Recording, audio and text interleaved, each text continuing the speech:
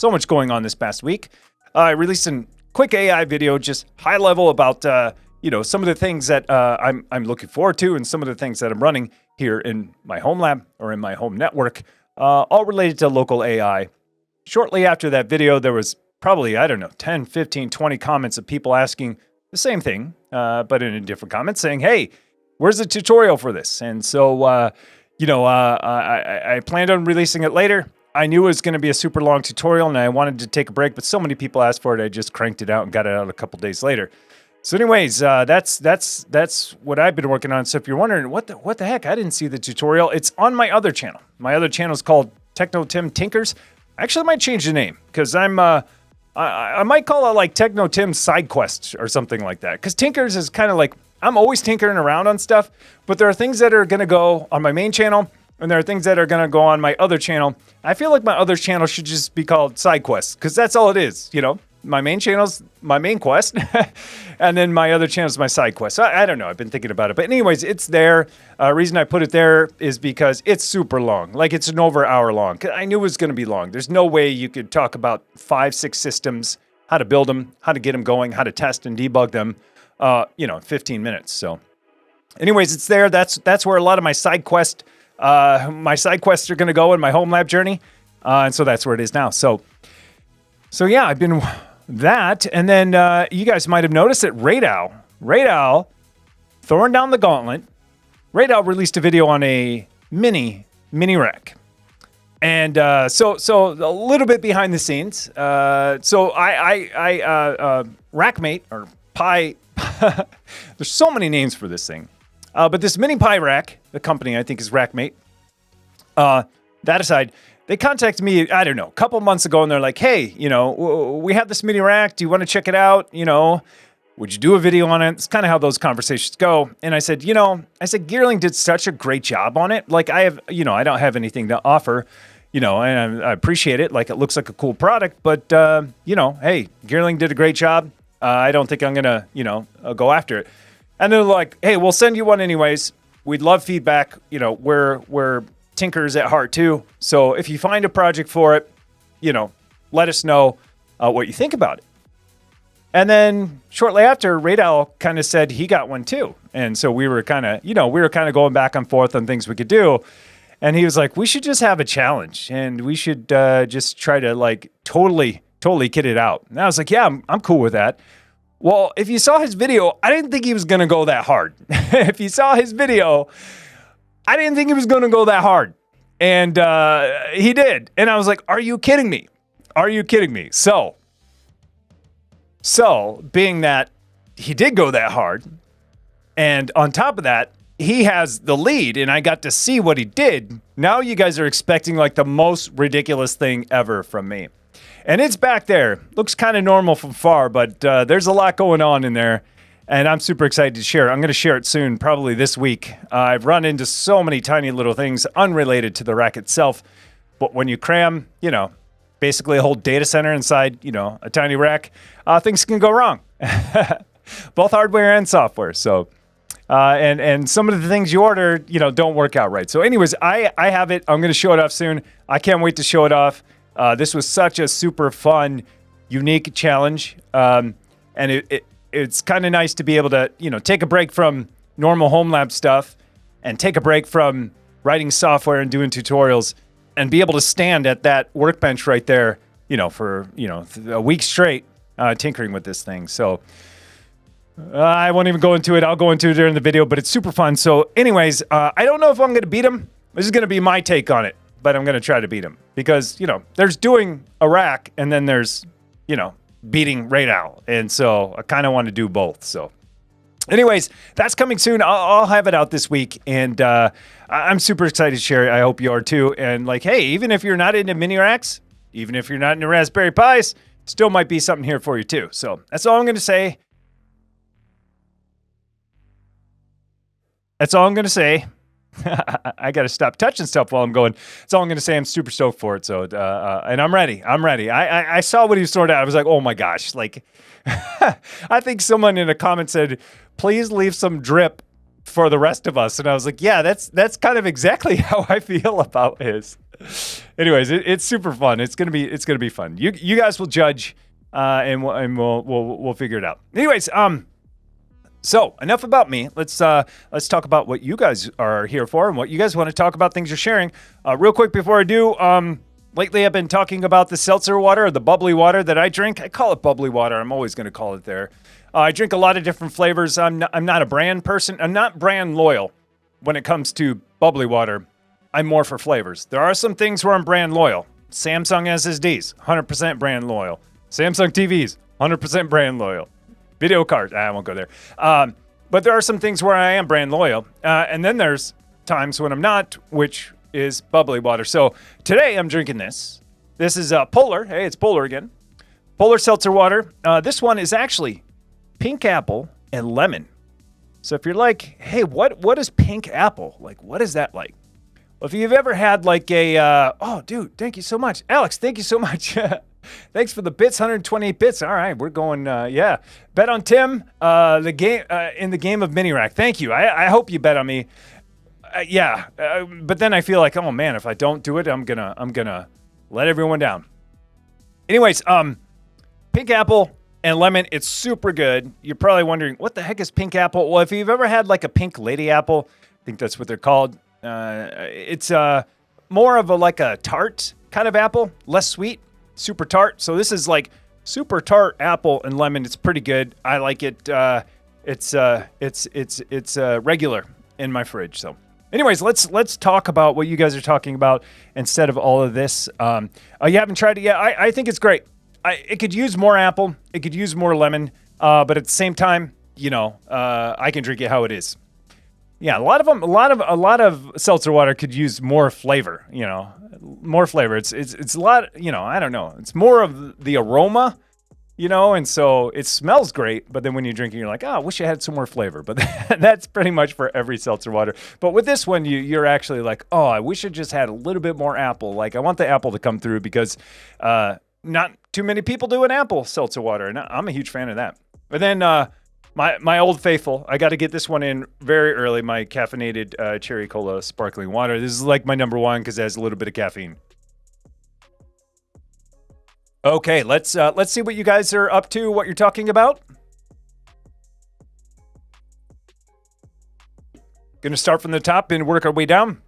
Go roughly an hour. I started a little bit late. I started really late today, so I'll end really late. And if it goes over really late, hey, that's fine too. For the most part.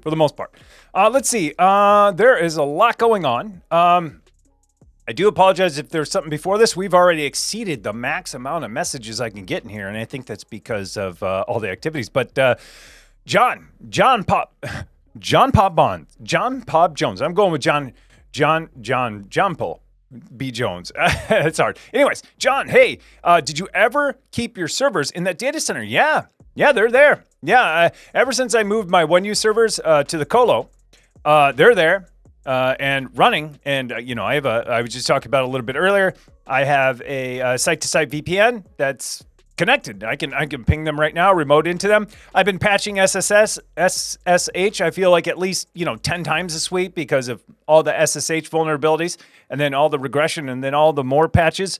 I feel like it never ends. But yeah, they're all there. It's actually super nice to have those servers there because that gives me a pretty production kind of stable Kubernetes cluster to maintain. That is my own. Even though they're in a data center. It's all my hardware, all my stuff. It's basically just like, hey, someone else is paying for power. Well, there's obviously the cost of rent, but for the most part, it's somewhere else, but it's still mine, self-hosted, and it gives me a lot of opportunities to do some really cool stuff with site-to-site VPN. So yeah, it's all still there. If you go to my documentation site, if you go to a couple of things, wiki, bots, even the bots that are running in this channel, yeah, they're running in the Colo in my K3s cluster, and all self-hosted, all self-maintained. It's just the building that it's in provides power and network. So, dude, Alex, is this all quarter rack, Tim, or eighth rack shared partition? How much power and network? Cheers. I think you're talking about Colo stuff. I met this guy. Yeah, I met this guy here locally who offered some space. He said, take as much as you want. I was like, I'm going to be, a good tenant. And so I have 3U. No, I have 4U. He gave me 4U, but I think I can give 1U back to him because I think I'm good. So I have 3U. I have 4U. I'm sorry. 3 1U servers and my UDM Pro. And so I dropped it in there.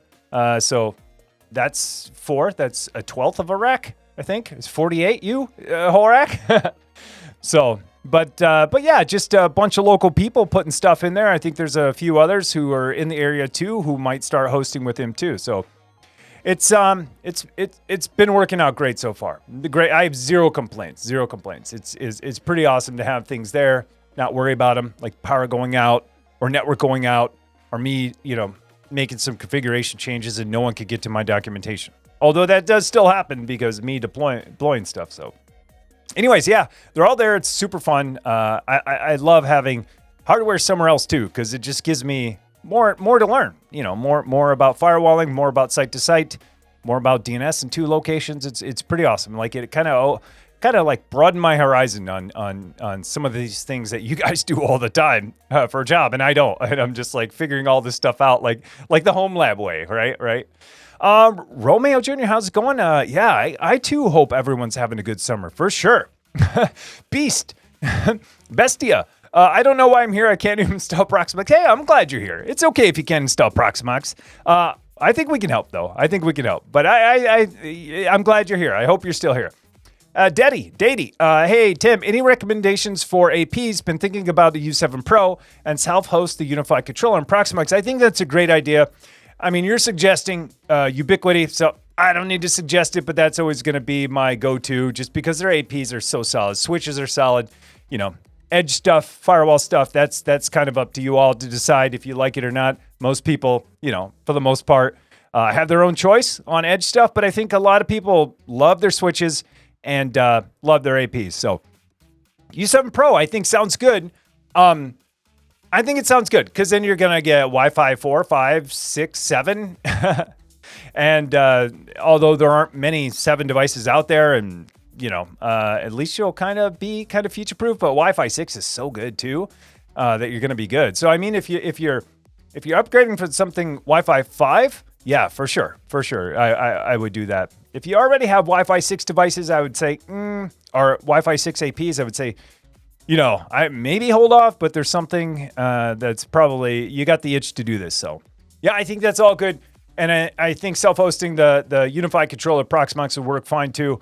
You could even do LXC container. That'd be great. And should just work out fine. Or you can do Docker. You'd have to do host networking or Mac VLAN. But yeah, sure work fine. All that sounds fine. I like your choice. U7 Pro sounds good. Sounds good to me. Kunefi, hey, how's it going? Romeo Jr., low 80s in Seattle today. Perfect summer weather. Yeah, we're upper 80s right now. Upper 80s and upper humidity. How we doing, AFK Tactical? Racktastic. I like this. I'm doing Racktastic too on this Saturday. Good evening.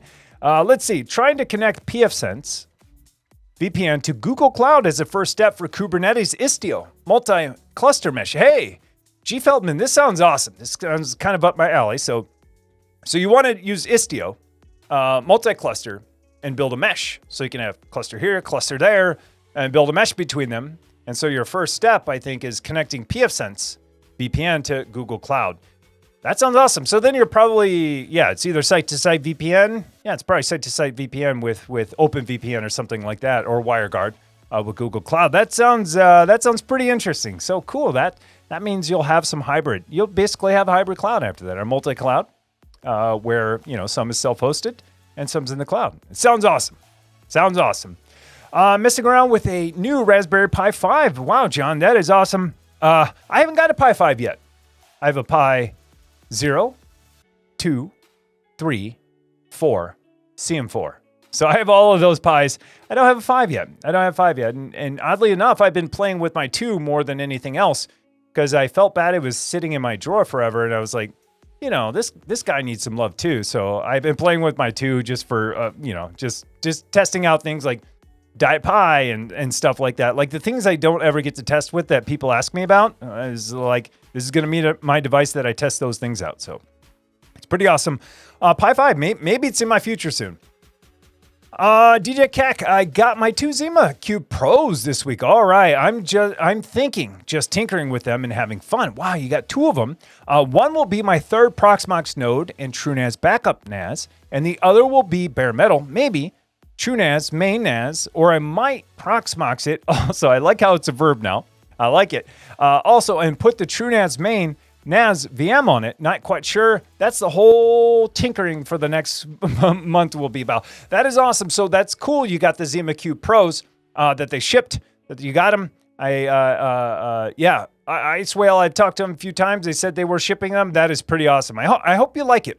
I hope you like it. I know that the Pros, or the prior one, I think they shipped out some of those engineering models a little too soon to do evaluations on. I still have one. I never did a video because I was like, this is way too soon to like really make a video about. So, but the Pros supposedly are awesome, and I think they addressed a lot of stuff that I think Colton said too.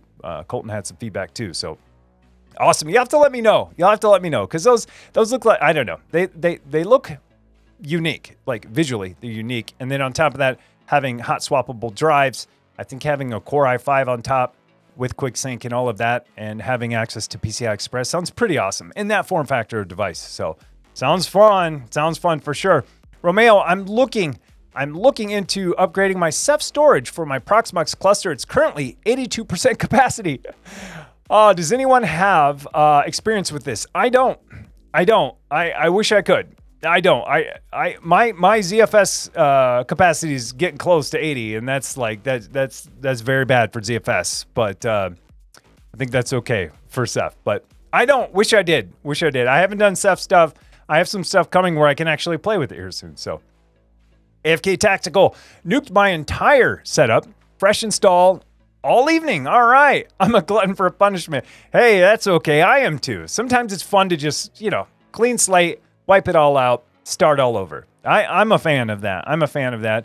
As I was putting some hardware back in that MiniRack, I kind of went through the same thing. I had OSs installed on this that, I've been tinkering around with on previous build stuff. I wiped everything. That was in there. I'm like, nope, I got to start all over because I don't want any surprises. And I want to know it's a fresh, clean install for sure. So, Aspectuck, sorry. Grab one of these. Oh man, here we go. I made the leap of ditching Windows and using Linux as my daily driver.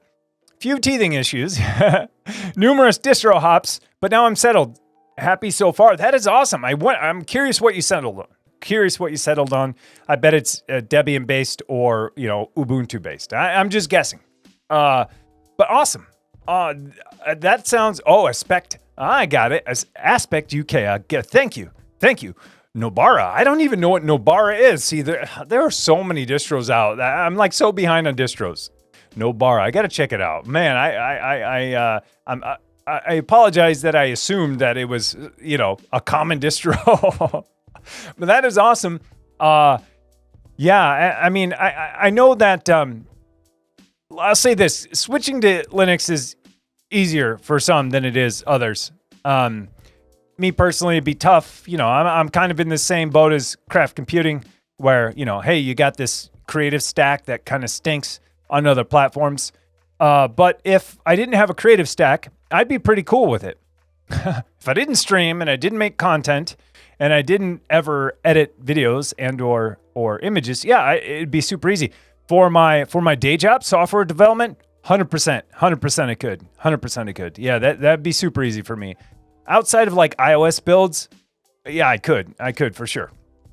But you'll have to let me know how long you stick with it for sure, because I'm sure there are tons of quirks and everything. But I think you just work through those. You work through those like anything else. Alex, Mac or Windows for the editing stack? Right now it's Mac. Right now it's Mac because I don't have my Windows machine built anymore. It's right there running Linux. It's an Intel 8700K, which is like pretty awesome, but pretty old too. And so I thought that I was going to be building a 14th gen Intel, but I'm not going to do that. Well, first I was going to build a 13th gen Intel, and I was like, kind of wait. 14th gen Intel, I was like, kind of wait. 15 Gen Intel. I'm going to see. If not, I'm just going to have to build one because I can't not have a Windows workstation this long. It's been way too long. Like, I have Windows elsewhere in my environment. The machine back there is running it. But not having a workstation this long is kind of driving me crazy. And so 15 Gen, I think, is where they're doing a new architecture. If they do new architecture, I'm all over it. If not, I'm gonna build probably 12 Gen. I'll get like a really good deal on like 12 Gen or 13 Gen. I see, you know, I've been listening to Wendell and him talk about 13th and 14th Gen errors, and I'm like, I don't want any of that. And plus, like, I think when 15 Gen launch, 12 Gen will be a super good deal. I don't know. We'll see. Let's see. How am I this week? How was my week? Why not AMD? That's a good question. Real quick, I just always pick Intel. Yeah, I just have for a long time. It works. I get quick sync.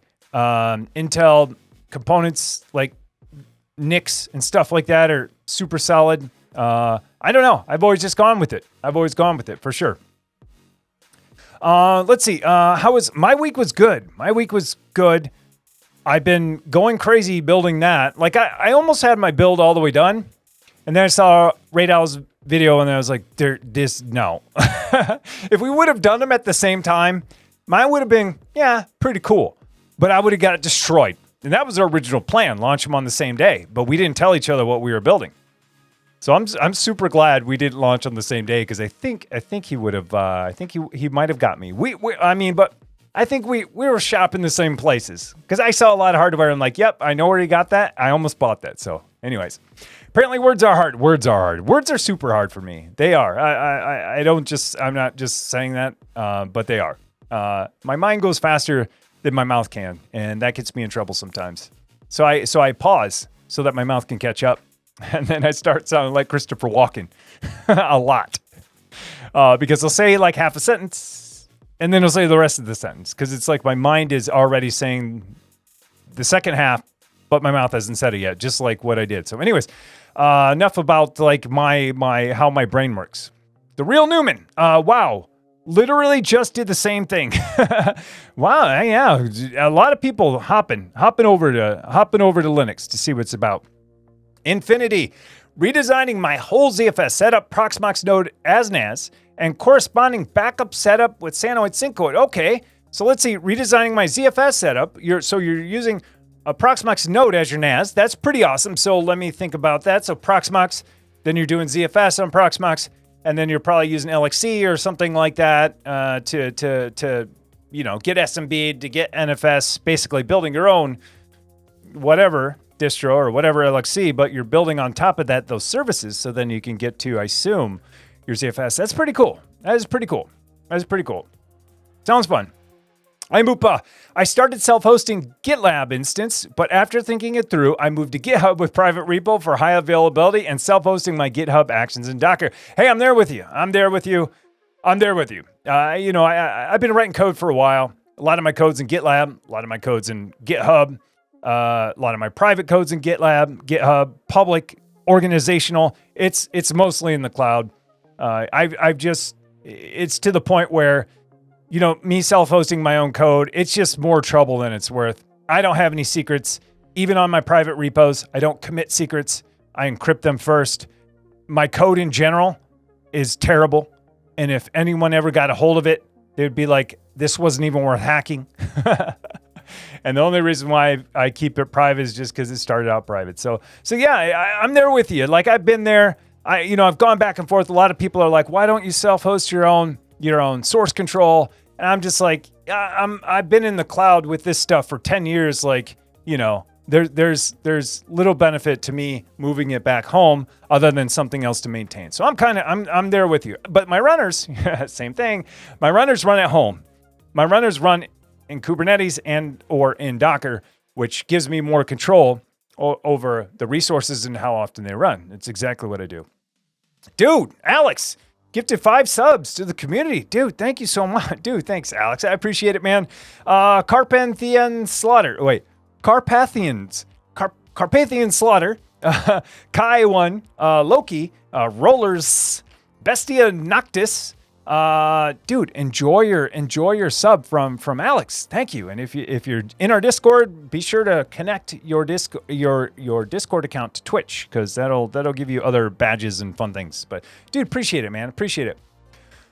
Let's see. So Aspect UK, dual booting, Nobra and Arch. Wow, you were just going. Oh, sorry, Nobara and Arch. Wow, you couldn't decide. That is pretty awesome. That is pretty awesome. are you slowly moving away from Kubernetes and more to a standalone Docker? Yeah, good question. This comes up a lot. No and yes. No and yes. For HomeLab tinkering, I have a Kubernetes cluster still there. Like, if I want to test some stuff out, I want to run some stuff, I want to see how stuff works, my cluster is there. I can deploy to it all through GitHub. It's there. So I still have Kubernetes at home. Then I have, in my Colo, I have my production Kubernetes cluster that's self-hosted, K3s, and along with some other things, RK1, 2, K3s, I think. That's still there. That's not going anywhere. I'll still manage both of those, through GitOps, and I'll still self-host both of those. But for my home services that are absolutely critical, that I get yelled at, I won't get yelled at. Let me put this a better way. That's wrong. My wife doesn't yell at me. No one yells at me. For the services that I host at home, where people will notice if they're down, I've decided that Docker is best for me. And there's a lot of I've been back and forth Docker Kubernetes for those types of service, but I just decided that Docker's better for me. Less even though I can get kind of HA services in Kubernetes, there are way more moving parts to Kubernetes, which is fine. I manage multiple Kubernetes clusters personally. I manage 3. At work, I manage huge ones. I manage 4 or 5 huge ones. I'm used to moving parts. That's fine. But when you do it at home with some containers that, are like Home Assistant, Plex, these containers that are really meant to run on one, it gets really tricky. It gets really tricky. And rather than me spending a lot of my times on ops, don't get me wrong, I love ops. I love DevOps, but more on the support side of ops. So rather than me trying to doing the support side of ops, of all this stuff at home, I decided, you know what? My stable stuff is going to go Docker. Then I don't need to worry about it. Super stable, super solid. And then I can spend that time that I was spending on support type ops, like, what's up with my PVC? Why doesn't my load balancer work now? Why is this pod stuck and it's not moving over? Like, those types of things, I don't have to deal with anymore. And that gives me more time to focus on MiniRacks and trying to kick RaidOwl's butt. So anyways, for me, it was just like, hey, I want my wife to trust the services that we use. And I want a little bit more time back to tinker with other things, to new stuff. So I'm shifting the time that I was spending fixing, normal Kubernetes break fix type stuff at home into things I want to play with. So that being said, I still have 4 Kubernetes clusters, me and my HomeLab that I run and maintain. It's just like Home Assistant, Plex will not be in Kubernetes. Simply put, that's as easy as I could put it. Because I need those to be up. I want to be sure that, when my wife tells Siri to do something, it's going to do something. And I don't have to explain why it's not doing something. Same with camera stuff, same with, notifications, all that kind of stuff. So, but yeah, arguably I could then, why not go VMs or why not go LXCs? I don't want to go that far. But if you run it that way, it's totally fine. But I think if you're running it that way, you probably made this decision up front. Me, I had to take the really long side quest for years to figure out that, the things that I want to be stable shouldn't be there. And this is, it's kind of counterintuitive because you think, yeah, Kubernetes, it's awesome. Multiple nodes, you get high availability.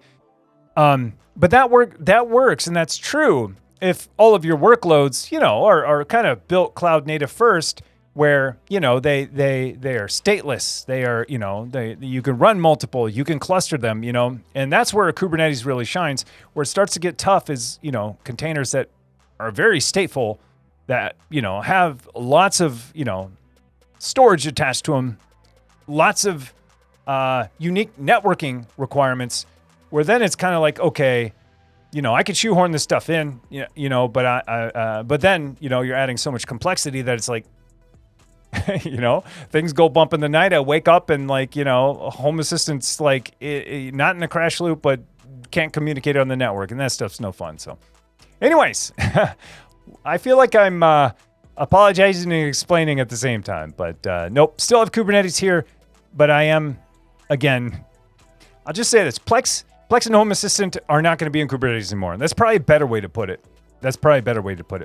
So no bar is solid. I got to check it out. For sure. Do I think having 3-in-1 backup solution in your HomeLab is necessary as overkill? So I assume you mean 3-2-1. I assume you mean 3-2-1 backup. And do I think it's overkill? So I'm going to separate. I mean, it's tough. It's tough for me to answer this question only because some people consider HomeLab also where all the production stuff is, right? Home production, right? Me, I'm trying to separate those two. I've done home production / lab all in one for a long time. Hence why it gets me in trouble sometimes. I get myself in trouble sometimes. That's probably a better way to put it. So 3-2-1 in general, yes, great practice. What? 3 copies of the data, 2 mediums, 1 offsite. Yeah, I think that's it. I think I got it right. Anyways, in general, yeah, it's a great practice to say if there's data you care about. I think that's if I was writing code, I'd wrap the if block and say, is this data I care about? If so, do 3-2-1. If not, who cares? Local only, So if I was writing the code, that's what my logic would look like. And so, what you put in the parens about, data I care about is up to you. So if you care about the data, if it is data that you can't recreate, you can't replace, it is unique, and you care about it, then yes, absolutely, 3-2-1 is the way to go. You could get by with 2-2-1 or 2. I don't know. Basically, take out the local copy that you have somewhere else. You could. I think that's just there for convenience because it means you don't have to restore from the cloud. And a lot of people just don't do another local copy on their network because they can restore from the cloud pretty easily, which is true unless you have terabytes of data. Then, at that point, it's like, okay, this data is probably critical and I should probably keep another local copy in my network to avoid going to the cloud. So, it's kind of up to you. If it's data you care about, absolutely. Then you also have the choice, how long could I be without this data, right? And that's the next question you have to ask. If it's hours, then yeah, you need a local copy.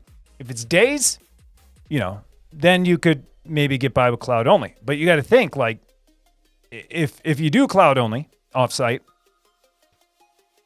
you're going to be limited to your download speed is going to be limited to whatever you pay for and however fast they can push it to you. So if you have even 1 terabyte in the cloud for your backup, that's going to take a long time to restore. So anyways, all of those things you need to consider. The first question is, is it data you care about? If it's VM backups and stuff like that, and those are all just HomeLab stuff, typically I just keep a local copy only. I don't send that to the cloud because it's I could, but that stuff changes so often. And I can destroy it at any time. Going back to, can I recreate it? Yes, I can recreate a VM that I don't back it up at all. So yeah, things to think about. It's not as simple as just do 3-2-1 for everything. I mean, I think it's guidance and a best practice. But when it comes to reality, there's going to be, things you have to decide, trade-offs you're going to have to make, and you're going to have to decide what's best for you. If you can't recreate it and it's unique, and it's important, you should back it up offsite somewhere. And then depending on how fast you want to be able to restore that block of data, that chunk of data, I think that's when you have to choose, okay, is a local copy better and or more convenient? So yeah, I don't know. These are things I think about in my head because I've had to make trade-offs all the time. I could back up everything into the cloud, but if I did that offsite, I guess I should say, It doesn't have to be the cloud, kind of, you know, someone else's computer, right? But if I did that, I mean, you know, I have, I don't know, 20 virtual machines. Is it worth sending all that up to the cloud? No, my backups would be running nonstop forever. So, but yeah, good. It's good things to think about. Like I said, guidance, and then you have to, you know, you have to make those decisions, you know, in your if block. Is it data you care about, and how fast do you need to restore it? So, but yeah, good questions. Let me see. Oh, that's a follow-up. Aspect UK. Ah, nice. Any good? Oh, this is going back to here. Tim, how's it going? Frigid Souls. Good to see you. Thanks for the raid earlier. How are things in the Colo? Yeah, what's running? Alex. Oh, yeah. What's running and what's coming soon? So this is kind of a follow-up to there. Wait, I think there was an activity. Hey, oh, yeah. Alex, thanks for the bits, for the run as administrator. Oh, that's pretty awesome. I like how they did this now. And then I apologize, dark mode isn't working. You know, my code, 100%. I'll fix the lights next time. I'm actually gonna do it right after this stream because I'm so on a roll to getting it done. Anyways, I'll refund all points if you used them. But what's in the Colo? What's next? Yeah, great question. So same stuff in the Colo. There are a few things I would love to change. One is, you know, I put a UDM Pro there because it was easy. And because it gave me enough ports to do everything I want to do with all of those machines, which was like, okay, so why would I put a UDM Pro plus a switch? But now I'm kind of understanding why. Is because UDM Pro, that switch on there is, you know, it's pretty weak. It's limited switching capabilities to go from that switch on there to the WAN. So I'm limited, total 1 gig across all going to the WAN. Not the end of the world. I rarely ever exceed that, but you know, I don't want to be bottlenecked like that. And then on top of that, I can't lag those either. And so those machines only have dual 1 gig. And so I'd love to lag them because when my backups or data syncs go, you know, things kind of slow down, which I didn't even consider. I was like, it should be fine. But anyways, I think I'd love to just throw, you know, a super cheap ubiquity switch in there, unify switch, like a real switch in there, and get off the UDM Pro's internal switch, which would give me, you know, a lot more switching capability, I should say. I was just going to go with the cheapest, you know, 1U1 and slam it in there. So that might be coming up next. There are some other things I want to do, but it requires more hardware, and I don't think I'm ready to like upgrade all the hardware in there yet. I kind of need to let it settle. But I think some network stuff is coming. I'd love to just make a trip there and pay it a visit. And then clean stuff up too. I think I did do the best job with where I put the UDM Pro. I have regrets.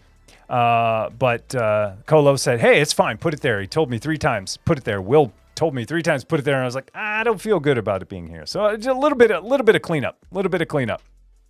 So yeah, is there even something as overkill in a HomeLab? I don't think there is.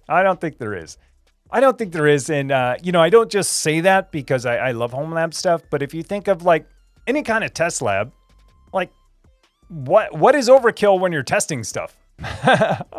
You know, I mean, like if you're legitimately testing stuff, nothing's overkill. Right? Nothing's overkill because you're trying to push the limits and you're trying to see where those limits are and possibly try to exceed them or figure out where bottlenecks are. So, yeah, I don't know. It's a great question.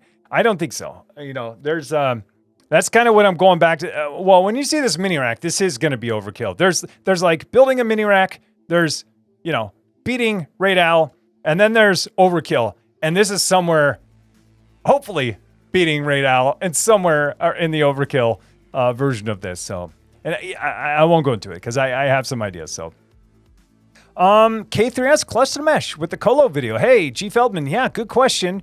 Yeah, maybe at some point. It would be nice, you know, if I could have a do-over.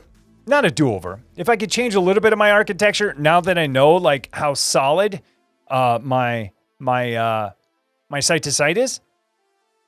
What I would love to do is just move my server nodes back here. So you know, formerly known as masters, move all my server nodes here and just put all of my workers on the edge. Reason being is one, because those are more sensitive, right? And if there was ever a breach, you know, you could do whatever you want to those worker nodes, but etcd is pretty sensitive, and so I'd like to move those back here. 2, it would be less resources on those nodes in the colo, which would be less IO, which isn't the end of the world, but I stacked a lot of virtual machines in those three machines. So yeah, less disk IO, sure. Pull it back here because I got plenty of compute to spare and IO on disks. And the nice part about it is if I did do that, it's all edge facing, you know, 100% edge. And even if the connection breaks, Kubernetes will still run. You know, you can't make any changes. It's basically read only, but it will still run. Even if, you know, there's a disconnection from those agents or those workers to the servers / masters. So yeah, I don't know. The mesh piece is interesting, but I think, so yeah, so then it's like, okay, well, instead of doing VPN and having a tunnel, do a mesh instead. So that's kind of where I'm going with that. It's like, well, why even build a VPN tunnel then?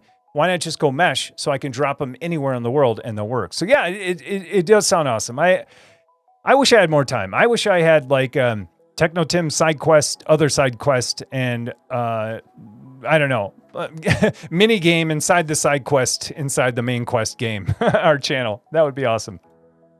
Yeah, it's actually fantastic. Containerized desktop OS is sick. Okay, so I'm assuming that's what Nobara is containerized desktop, which sounds awesome. Sounds awesome to me. Kunefe. I want to upgrade my networking in these days. I want 10 gig link between my main hypervisor and server and bare metal OpenSense router. I don't have a 10 gig SFP plus switch and NICs at the moment. Do you have any tips or tricks for that process? So, I mean, do I have any tips or tricks? I mean, you kind of got to have the hardware to do it, right? If you don't have 10 gig SFP plus switch and NICs at the moment, do I have any tips? That's tough. That's tough because you kind of need the hardware to do it. I would say like the only other way you could do it, this still involves SFP plus, but you could, if you had 2 SFP plus cards, you could just connect them with a DAC, you know, that way. Or yeah, what PC Geek saying, NICs, you know, assign them IPs and connect them directly that way. And if you go that route, well, 2 things. If you go that route, then you have the hardware already. I was thinking the SFP plus the card plus the DAC, then you have part of the hardware already, right? Because you're most likely going to use that DAC then later on to uplink to your other switch. Which hardware? Oh, should you go with? Ooh, that's tough. Yeah, that's tough. Hardware. I mean, that's kind of up to you. I have mostly Unify. Unify's good. MikroTik's good. It just kind of depends to you. If you want to go the cheap route, I should show you something real quick. I kind of feel like I have to show this now. Give me 1 second. Wait, are you looking for a managed switch or an unmanaged switch? Just know that your answer will determine whether or not I go grab something. And you only get one shot. I'm betting I know. I bet I know if it's managed or unmanaged. But yeah. Oh gosh. Oh, PC Geek. Managed for sure. All right. I got nothing for you then. Nothing for you then. But that's tough. I mean, it just depends. I mean, I think between MikroTik and, Ubiquity, Unify stuff, I mean, you can't go wrong. It just kind of depends. I haven't looked at anything that TP-Link has, in this range, but yeah, I agree, Alex. MikroTik and Unify are pretty decent combination. Yeah, I agree. It's you get a lot for your buck, and yeah, TP-Link. Okay, yeah, I've seen TP-Link stuff, but not in this class, not like 10 gig stuff, but yeah, maybe I can make it unmanaged. All right. You're gonna have to wait. Because if I do that, that's like a side quest. I should show it. I'm gonna show it. Give me 1 second. All right. So the reason why I was asking, like, hey, is it managed or unmanaged, is because I found this super sweet device. Actually, it might be going in my rack, but I'm a 1/4 inch off. So I might have to, say I'm spoiling it now, but hey, maybe this will give you something good to look at. And I'm not 100% sure if I'm going to use it. Oh, RaidOwl is, oh yeah, yeah. Oh yeah, oh gosh, hopefully, yeah, that's true. The bokeh cleared. However, I won't say everything. There's other things that I hid though earlier. Because I knew like, if you saw them, you'd be like, oh my goodness, what is going on back there? So yeah, I gave you a little sneak peek. You're going to have to do the sci-fi enhance, you know, zoom in and enhance to really see everything. Anyways, the reason I asked if managed or unmanaged, because I was looking for a switch for this, because I had this like Netgear switch from, I don't know, 10 years ago. And I was like, dude, I got to beat RaidOwl now. Like, you know, he did an old switch. I could have done an old switch if it was, you know, released at the same time. But now that he has a head start and he laid all his cards out, there's no way. So anyways, I was looking and looking and looking, and I was like, you know, I don't want to pay a ton for replacing something that I already have 3 of. I have 3 unmanaged switches that will all fit in there. But what I ended up finding was 2 different switches. I'll grab them both. Let me grab them both, because then I'll show you my challenge right now. Okay. So these switches, like I said, I needed them to be small. So I had a couple of requirements. They need to fit in a 10-inch rack, number 1. One of them was exactly 10 inches, and I thought, maybe that will work. You know, maybe I can bend some metal. You know, I'll figure it out. I'll figure it out when I get it. My other requirement was, well, if I'm going to spend money on if I'm replacing things that I already have, I'm not going to buy another 1 gig one. And I'm not necessarily going to buy a managed one or unmanaged one. That's what I was doing going into it. Then I found like once you start getting into 2.5 and stuff, and plus managed, I was just like, you know what, it's not worth it. Like, you know, I'll eat the money for it for just this video. But it's going to stay around. Don't get me wrong. It's not a waste, but like I said, I was replacing something I already had. So anyways, this is the first one that I found. This one is awesome. I've never seen this one. I should throw affiliate links before I show it. Nah, I'm just kidding. This one is awesome. This is a Tenda switch, and I had no idea. Like, I remember the word Tenda, but this Tenda switch right here, it's unmanaged, kinda. So it's unmanaged. Those are all 2.5 gigabit ports, and then on here, you have 2 SFP plus ports. So this has 10 ports, 10 ports total, all 2.5, and 2 of them are 10 gig, and the thing's like $50. I was like, okay, definitely getting it. Like, it's 100%. Like, that's what I'm going to use in there. So pretty awesome. Like, this is such a great deal. Like $50. I was like, yeah, this is kind of like a no-brainer just to put in there, right? Just to put in there. I get 2.5.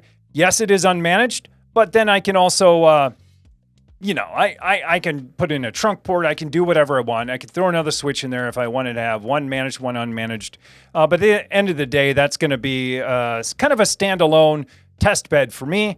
So it's fine if it's not managed. I mean, I'll have management higher up and, you know, on my gateway. You know, I'll be able to provision VLANs, but I don't care if this has it. But then on top of it, it has this standard /VLAN/static aggregation switch. Weird. A physical switch where you can switch to VLAN mode, which is kind of weird. And what that does is it segments off, you know, some of the ports from the other. Basically, you know, it creates... This is not managed at all. The management is this little button right here. You know, it'll segment some of the ports, not true VLANs, whatever, you know, that's kind of cool, kind of fine. You know, it's basically for people who have this at home as like, I want to have IoT on these 2 ports, you know, and then I want to have rest of my stuff on that port, which is pretty cool for someone at home who doesn't want to deal with VLANs. And then the last one is switch aggregation, which it uses like static aggregation. And you could like bond, that puts these ports into like bonding mode, not LECP, but I think just static aggregation. I think it's load balancer mode. And then, like, you could put in dual 2.5 to like your TrueDance server. I'm like, dude, this is such a great buy for $50. So, anyways, if you need a link, I'll. It's weird because Amazon did not recommend this to me, and when I found it, it had like thousands of reviews. I'm like, why is this? Like, what is up with Amazon's algorithm? Like, I'm searching all of these keywords. What I ended up having to do was sort by. Not featured, sort by ratings or whatever, and then just scroll, and I found it. So anyways, 100%, like this might be in the video. This is going to be in the video either way, even if it doesn't fit in the Switch, because this was such a great find that it's like, man, this is awesome. I cannot wait to show this off, but I already showed it off. I like spoiling things. I don't know. Anyways, this is the other one, which is even cheaper. So if you want to go cheaper, you want to go smaller, this one's even cheaper, even smaller. And this is the same thing, except for they're all 2.5 gigabit ports. And then one SFP plus on the end, you get one. So this is great for like, hey, you have a whole bunch of 2.5 devices. Even if you have a managed switch, you just uplink it to that managed switch, and then tag the packets, and you could have them all in the same VLAN or no VLAN, whatever you want to do. But this one's even cheaper. And this is this one has an interesting name. I don't remember the name. It's a name I never even heard of. Now, tend to have kind of heard of before. Oh. No, I don't know where the box is. Anyways, I'll share them later in Discord if you're interested. But yeah, so anyways, going back to your your hey, how do I get to 10 gig ports? I was gonna say, well, this is pretty cool. This could do it, but you want managed, but this is unmanaged. This is like $50, and I was like, okay, well, like for $50, like you're not getting much these days for $50 when it comes to networking. And I think that is a great deal. It is unmanaged, but like. You know how to deal with unmanaged switches if you have network management higher up in your stack. So anyways, it's pretty cool. I don't know. I'll you know what? I'm gonna look up that other brand because I'm not gonna like make it all hard for you guys to like find this on Amazon if you're thinking about the other one. I'm not gonna post the link because I don't want to. I'm not like I don't care about affiliate. I'm not like trying to push these things on you. I just think they're super cool. I'll wait for the video to come out to get affiliate. Kidding, not kidding. This one's called Real HD. Here, I will post the link to both, and I won't. This will be affiliate link free. Hopefully, the bot doesn't catch me for posting links. But yeah, this is the one that that's the one with one SFP plus port, and then this is the one with two that I think is pretty awesome. I usually don't do links and get all distracted, but I was talking about it for a long time. So this. Oh, bad link. Okay, sorry. I'm like trying to take. All right, sorry. I'm gonna. Believe it or not, it's easier to post affiliate links, so I got to do it because like trimming off all this stuff, like Amazon gives me a way to quickly generate short links, and it has my affiliates, so I'm going to put it in here. I promise I'm not like trying to make money off people, but it's so much easier to just do it. That's the dual SFP plus port. And I gotta satisfy the FTC by qualifying that it is an affiliate link, or the FTC will be coming after me. And here's the other one. Let's see. There we go. So yeah, pretty cheap. Amazon also has the deal. Like if Amazon didn't have the crazy deal, like $30 off one and 20 or 30% off the other, I totally wouldn't have done it. Because then you're getting into like, then you're starting to pay like, managed switch prices. So anyways, long story short, I'm going to figure out a way to get this one in that rack. Because one, I got to beat RaidOwl, and two, this is like, it is like so awesome, so perfect for like a mini rack, 2.5 plus 10 gigs. All metal and 10 inches wide. It's just that there's nothing easy to rack this with, and that's going to be one of my kind of complaints. Not a complaint, just a little bit of feedback for this rack is that like everything's a shelf. If you're not doing pies, everything's a shelf, which I know they're going after pies, but hey, we have more than pies. Anyways, so yeah, super fun stuff. Hey, this was like the ultimate side quest, but I think it's pretty cool. Those are pretty cool. Those are all coming soon. I'm going to talk about all this stuff in the video in my MiniRack stuff. So I'll get back to comments. I do apologize. Taker, I've been following your video on AI Stack, and I have it running on an old precision tower with a Quadro M4000. Just need to get Whisper running. Hey, that is awesome. That is awesome that you actually have it running on an old tower, and then you have it on a Quadro M4000. That is awesome. I think that's awesome.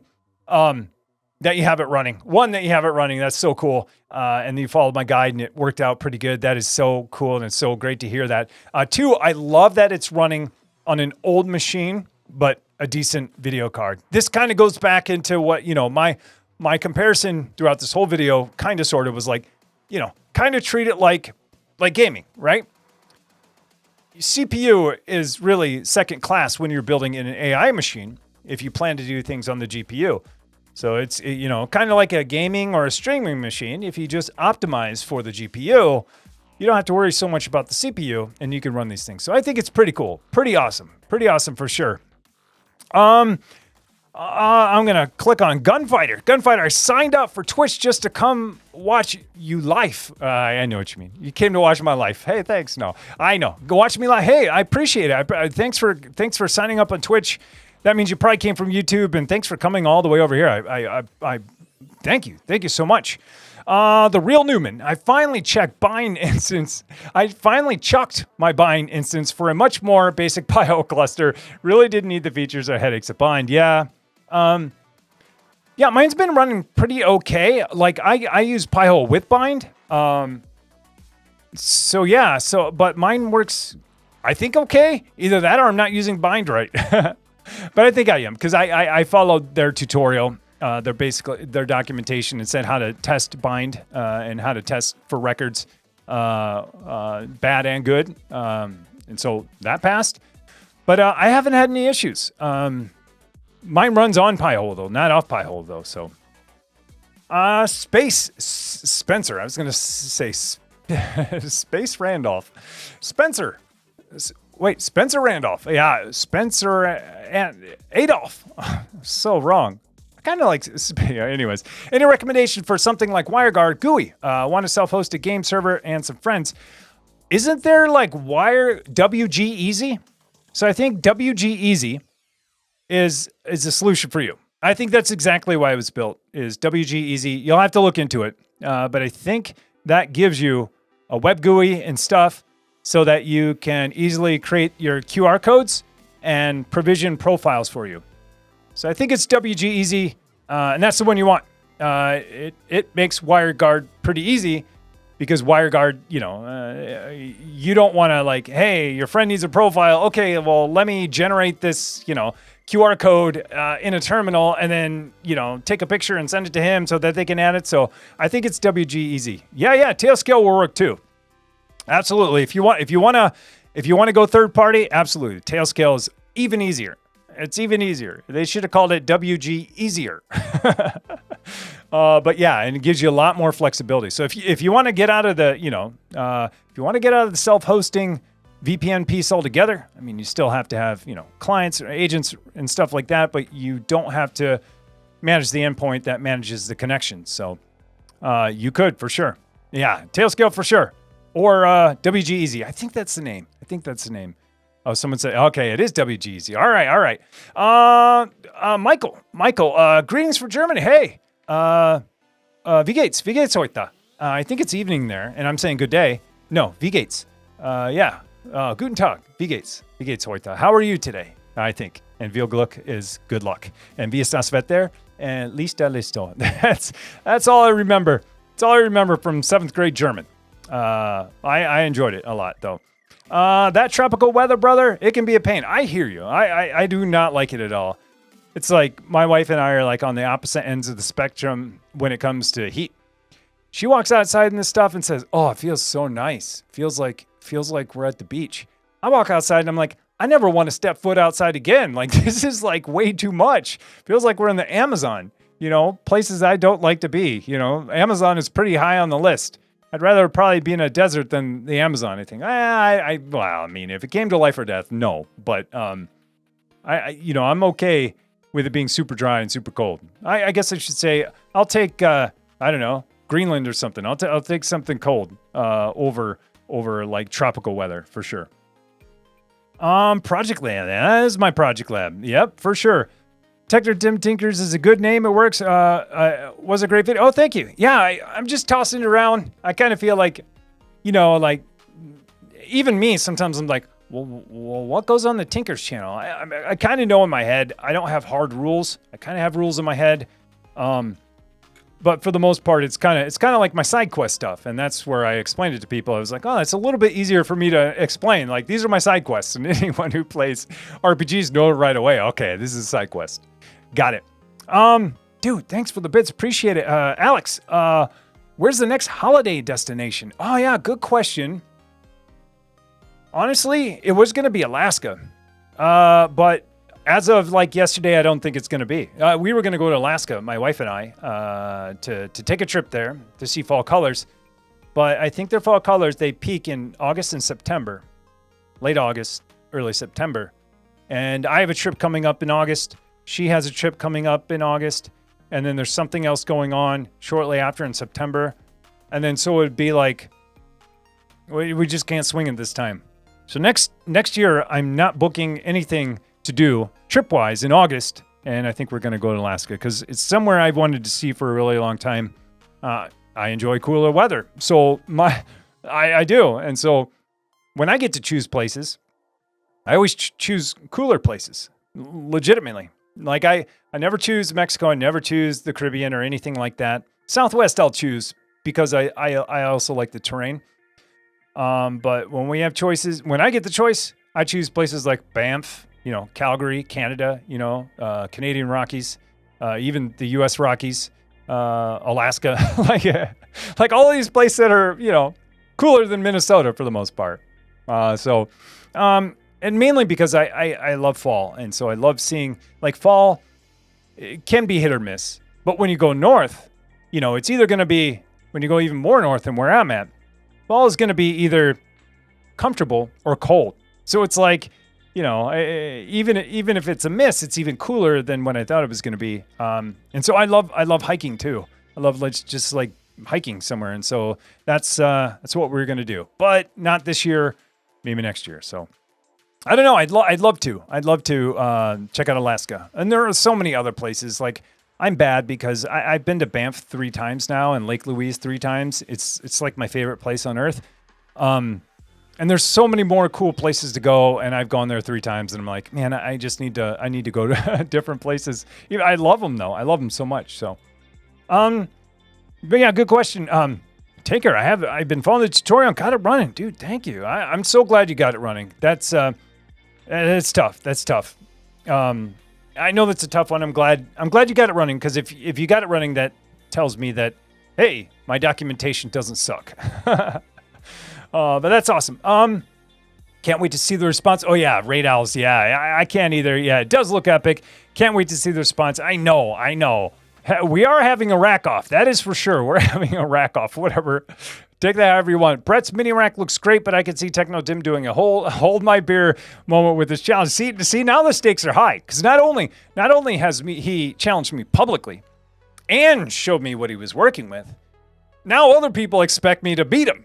And or hope that I beat him, or like I don't know. So it's gonna be tough. I had so many ideas for this, and I still do. I don't want to spoil anything. I'll say in the video, but let's just say I'm gonna do more than just this with this next one because there's so many more applications for it. So. The Real Newman weekend project finishing up a migration of my TrueNAS instance, moving off a cobbled together Supermicro 1U chassis connected to a 24-bay SAS expander holding 247 68 SSDs. Hold on. Either one of those numbers are a lot. New hotness is an HL15 with 12 20 terabyte Seagate Exos, X2 of the 800 gig Optane, as L2 ARC, level 2 ARC, and really don't need the SSD performance. Yeah. Wow, you know what you're doing. And you're definitely going from cobbled together to super legit real fast. So that is awesome. That sounds fun. For sure. Get your racks out. Yeah, we do need to. Let's go. I hear you. Typical Quantum. Mini PCs, mini routers, small is beautiful. I agree. You got to embrace the mini. I'm going to embrace the mini. Hence what I just showed you a little bit earlier. I'm embracing all things mini. Hello, how's it going? Dark mode owl shirt. I kind of like it. Yeah, I like it. I do like it. Do I ever think I'll start streaming on YouTube as well? Hey, good question, Ratcher. Maybe. I mean, it's not out of the question. And it's not like I don't like it. It's just like there's two things. One, I built up a small community here. This is where I started, and it's pretty fun. I like the unique things that Twitch has to offer. Not like anything monetary, but just like their environment, their tooling, the alerts, like, you know, chat, all the little cool things that they do. They still around, you know, there's raids and stuff like that. So I love Twitch. I'll probably stay here as long as I can. But you know, will I stream on YouTube too? You know, I'm not sure. Not sure. Nothing against YouTube. Like if I was starting, you know, a YouTube channel today, I would just do them both there. But I started streaming on Twitch before I had a YouTube channel. So, you know, it's kind of near and dear. And I like the Twitch community in general. And that's how I met a lot of you folks. So, there are times. I have once when I unboxed my 100,000 subscriber award. I did that a live stream because I felt like, you know, that was a YouTube milestone. So I did that there. So if there are other YouTube milestones, or I just feel like doing it someday, yeah, I'll do it for sure. But in general, I like you know, Twitch's ecosystem and environment. It's pretty awesome. I think so. And their community around all this stuff. And I built up a lot of tooling around it too. YouTube stuff is definitely there, but I still think that Twitch wins for live streaming content. I mean, outside of like TikTok, you know, but you know, I still think that Twitch is really good to be here. But like I said, like if I had a YouTube channel and I started one today, I would definitely go there. I would just do it there because it's much easier to manage, and you get much more visibility too. You know, as you're you know, if you're looking at YouTube right now, it's probably showing you a couple people who are live that you're subscribed to. So, and that's huge. That's huge. Let's see. Hello, first time stream watcher. Hey, been watching vids for a while. So this is Blah Chicken 3. And they definitely gave me the motivation to completely upgrade my HomeLab. Wow, keep up the great work. Hey, Blah Chicken, that is awesome. Either thank you or I'm sorry. Those are usually the two things I respond with because thank you for the compliments. I'm sorry if I sent you down even a bigger rabbit hole. But that's awesome that I inspired you. Yeah, that is awesome. I'm always kind of like lost for words when people tell me, you know, that I inspire them because I'm just kind of documenting my stuff and kind of having fun while I'm doing it and trying to learn some new stuff and teach some stuff too. But that is awesome. I can't wait to see what you build next. You should share the beginning and the end. It's never over though. So share the journey. YOLO to the Colo. Yeah, that is kind of what I did. I did YOLO some of my stuff to the Colo. That was kind of, that was a rough, I think, month because maybe two. Everything leading up to it, I had to like migrate and move and DNS and harden and build. And it was a lot of work leading up to it. But who knows? Maybe someday I'll bring those machines back. I think, you know, if it ever got too expensive, or it ever didn't exist anymore, I didn't have that opportunity. Or if I had more stable power and internet here, yeah, I consider moving it back. I would definitely have to get like a failover internet with something else.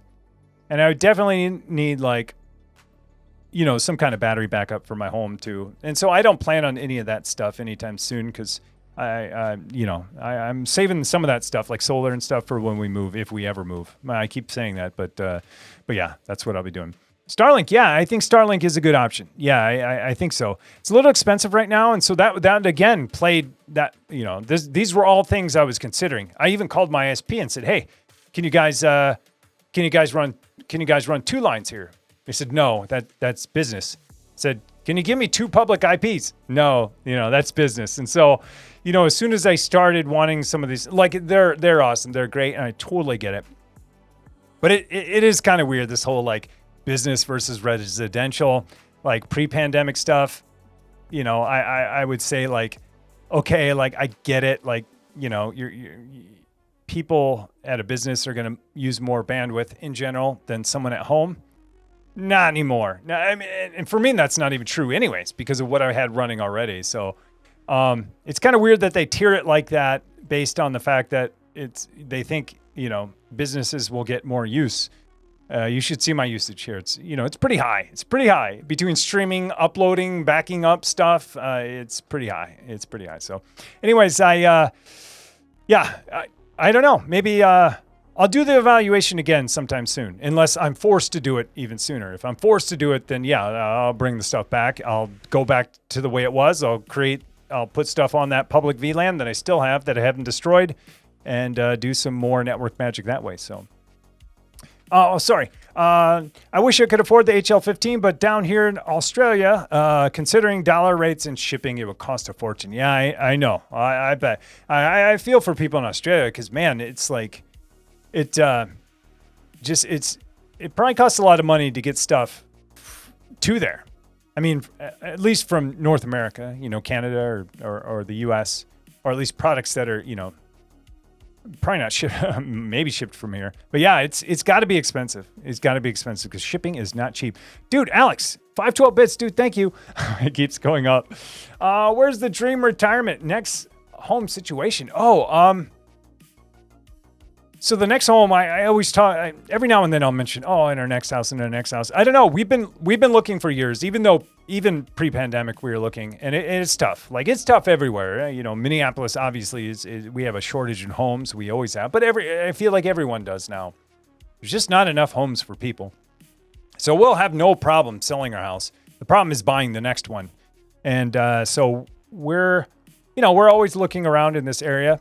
Dream home is totally different. I haven't even thought about that. But next home is, somewhere else in Minneapolis, probably. The only thing I think that would get me out of, there's a lot of things that would get me out of the state, opportunities, things like that. But if we move within the state, the only thing that would get me out of the city, because I live in the city, is water. And there's a lot of water in Minnesota. There's a lot of lakefront property, but it's all, all taken up and super expensive. So I think me and my wife are kind of like, the only way we'll move out of the city, because we love the city, is if the property is on water. So that's kind of our thing. Because I love to fish. It's super fun. I never get to do it. Did it a ton with my dad as a kid. I never get to do it here, even though there's over 10,000 lakes here. And I never get to do it because it's you either got to know someone with a boat or you got to do shore fishing. And I've done shore fishing here plenty of times. But that's the other thing here in Minnesota. Like most lakes, a lot of them are private. There are public ones, but then you got to know someone with the boat. So anyways, dream home. I don't know. I don't know where it would be. Somewhere cooler and dry. So I have no idea. Oh my gosh, there are so many comments. I do apologize, and I've gone way over. I've gone later than late when I was gonna, start. So I'm just gonna look for something that, like, I don't know, mentions me directly. I kind of want to make sure that, like, maybe folks that were asking me questions specifically that they, I don't know. I don't know. Hello, hey, how's it going? Rudix World, hey. Welcome. First time chatter. Hey, there's a go. If you would have posted a question, I would have read it because I'm getting close to the end, but I just want to make sure that there is not something I missed. Whoa, Techno Tim. All right. Oh my God, it's nearly midnight at the moment. It's nearly midnight. All right. Sorry, I'm looking for mentions. I think I'm good. I want to read one more that's either totally random or that's a good question, but it's hard. See, this is where I need to bring in AI. I should hook this chat up to AI and just have it surface, like, I don't want to say good questions, but just questions versus comments. No, I love comments, don't get me wrong, but I wish I had some AI that was like, just filter on, like, questions. I'll read comments, but when I'm searching for one, it would be pretty awesome. But, oh man, I'm just going to do this. Hi man, which do you prefer? Mars Gaming, MCORB, or Thermaltake Tower 300. Ooh, I don't know Mars Gaming. MCORB. All right, I'm gonna break the rules right now, and I am gonna use the internet while I stream. I already broke the rules once. Mars Gaming, MCORB. I don't know. I gotta look it up. Wow, a circular tower. What is going on? This is insane. Oh man, dare I press this button that I haven't pressed in a long time and show my desktop? Is there anything bad on my desktop? Who knows? Who knows what's going to happen here? if it'll even work. Oh, it's showing over here. Who knows what's going on? Oh, I know why. Wrong screen? Does that look a little bit better? I don't know. Good enough. It was Inception. It was Inception for a little bit. I have no idea what's going on. Are you seeing part of that? You are. And you're seeing part of my terminal. Let's go there. This thing, and now I'm in the way. Now my big head's in the way. But this circular gaming tower is like insane. So I hope this is the thing you're asking about because I don't even know what's going on in here. It is a circle and it looks pretty awesome. Dude, I mean, I don't even think I need to look at the next one because when's the next time you're going to say like, my tower is circle? Yeah, it is like a wheel. And they have them like combined together. They're, you know, you could stack these things. It's like you're going through like some warp tunnel or a docking station to a space station. It looks pretty cool. Talk about unique. That is super unique. I'm glad you said that. So that one, you're saying, hey, do we go that route? Or do we go with the Thermaltake Tower 300? Oh man, I'm scared. Oh, my history. All right, I'm going to do this. I don't want someone like seeing my history.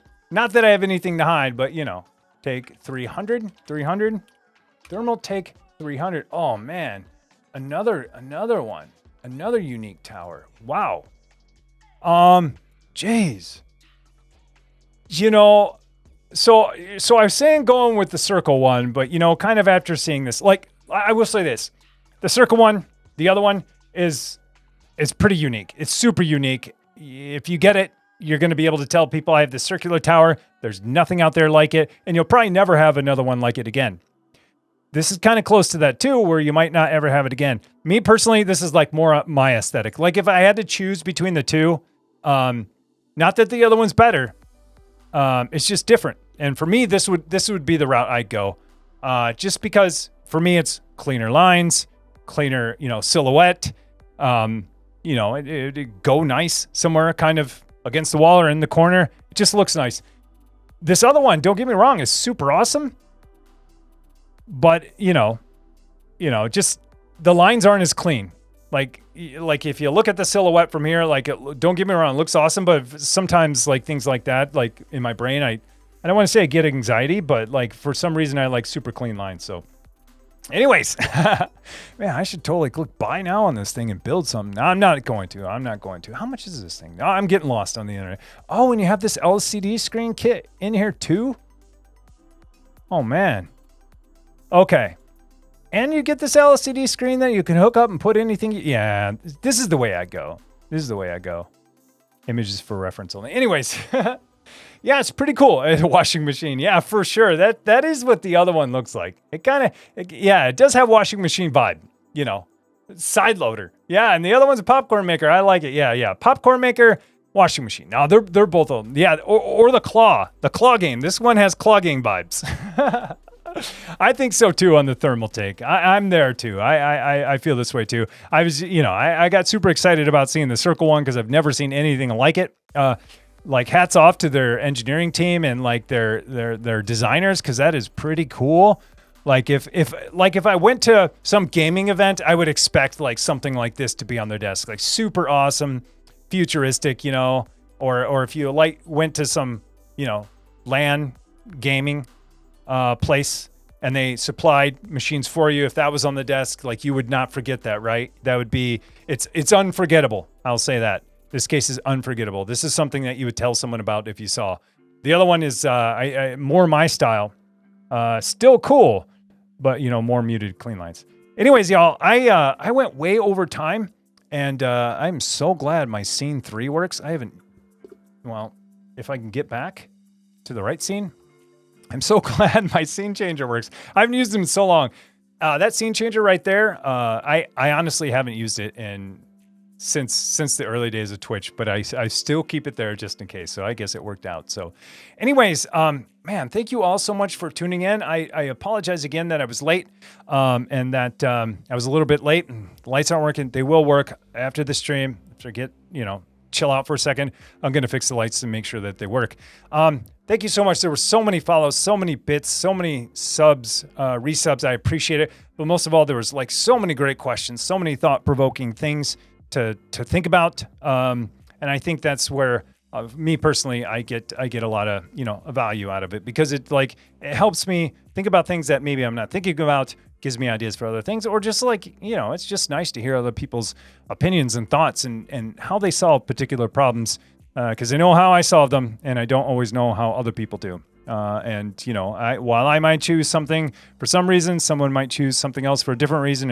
I love to hear the why too. So, anyways, when's the rack drop? The rack drop will be this week. Yeah. So I mean, I don't even want to go into it, but I fried a component today, and